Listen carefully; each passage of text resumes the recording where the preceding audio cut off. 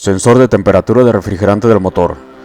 Esta prueba es para analizar el voltaje que envía el sensor de temperatura del refrigerante, mejor conocido como ST, a la computadora, conforme aumenta la temperatura del motor. Este sensor es de tipo termistor y por lo general lo encontramos en la toma del termostato. Su función es, como ya mencionamos, informar a la computadora los cambios de temperatura del refrigerante para así ajustar el tiempo de encendido y controlar la entrega de combustible. Antes de continuar con cualquier tipo de reparación, debemos tener en cuenta el hacer inspección visual al nivel del anticongelante, al cableado, a los conectores, a las mangueras, en fin, a todos los componentes que estén relacionados con el sistema de enfriamiento. Esto es para evitar reemplazar componentes en buen estado. Hay personas que deciden realizar pruebas con un multímetro, por ejemplo, cambios de resistencia y voltaje conforme el motor adquiere temperatura. Estas pruebas en ocasiones son del tipo pasivas, es decir, aunque la prueba con el multímetro nos indica todo en buen estado, el problema lo tenemos en el sensor. Esto no significa que vamos a dejar de usar el multímetro, pero sí me parece importante conocer hasta qué grado de complejidad del problema me va a ayudar esta herramienta. Aquí es donde podemos cometer el error al reemplazar componentes en buen estado.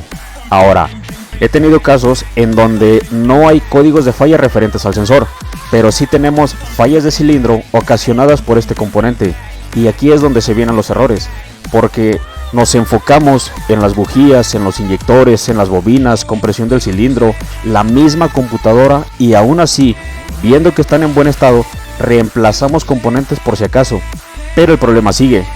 Ahora, quiero compartir cómo hago una prueba activa a este sensor. Bien, esta prueba consiste en analizar la curva térmica del sensor con el osciloscopio. ¿Y cómo lo hacemos? Utilizando los datos del fabricante, vamos a identificar el circuito de señal del sensor de temperatura. Conectamos un canal del osciloscopio a este circuito. Iniciamos la prueba para ver datos en vivo en el osciloscopio. Encendemos el motor y lo dejamos a marcha mínima hasta que adquiera su temperatura normal de funcionamiento. Observamos que la forma de onda cae a medida que el refrigerante del motor aumenta la temperatura. No debemos olvidar los ajustes en la escala de voltaje y tiempo. Yo por lo general, la amplitud la ajusto a 5 voltios total en pantalla o 1 voltio por división, y el tiempo o periodo de 50 a 100 segundos por división. Ahora, si la forma de onda se ve con un ruido excesivo, podemos utilizar filtros. También cabe aclarar que algunos osciloscopios no cuentan con esta función. La forma de onda en buen estado, por lo general, tiene las siguientes características: una disminución gradual del voltaje conforme aumenta la temperatura del refrigerante. No se ven caídas repentinas ni picos excesivos de tensión. El voltaje inicial de la forma de onda depende de la temperatura y el tipo de refrigerante utilizado. El sensor de temperatura envía una señal a la computadora que hace referencia a la temperatura del refrigerante del motor como parte de detección de carga. Por lo tanto, también tiene que ver con el avance de encendido, la entrega de combustible y la velocidad del motor. La mayoría de los sensores de temperatura son de coeficiente de temperatura negativo, NTC. Esto quiere decir que su resistencia interna disminuye a medida que aumenta la temperatura del refrigerante. Por lo tanto, el voltaje a través de un sensor NTC cae a medida que disminuye su resistencia. En un sensor de coeficiente de temperatura positivo, el comportamiento es invertido. Estos sensores ETC son específicos del vehículo porque, a pesar de que físicamente sean iguales, sus salidas pueden variar de acuerdo a la temperatura determinada del refrigerante.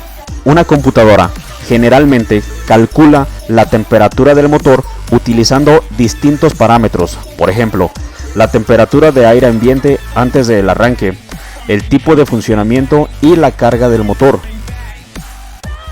Por lo tanto, una lectura de temperatura en el escáner puede ser incorrecta y puede no detectar la falla de un sensor. Por esta razón, la prueba de la curva térmica es la única forma confiable para determinar la condición y el funcionamiento del sensor de temperatura.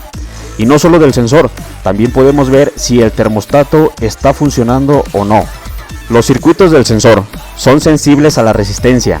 Esto quiere decir que un circuito con conectores limpios y sin altas resistencias son indispensables. Cualquier falso contacto va a provocar que la señal en la computadora haga que el motor tenga un funcionamiento errático. Un circuito del sensor está expuesto a las fallas típicas del componente. Por ejemplo, cortocircuitos, circuitos abiertos, altas resistencias, una falla interna en el sensor, una falla en la computadora que cuando la tenemos en buen estado nos debe proporcionar una referencia de 5 voltios al cable de señal cuando el sensor está desconectado. Los síntomas de falla de un sensor cuando está dañado son una luz 1000 encendida, códigos de falla presentes, emisiones excesivas, mayor consumo de combustible, el motor tarda en encender y altas revoluciones en el motor. Algunos de los códigos relacionados son del P0115 al P0119 y del P1114 al P1119.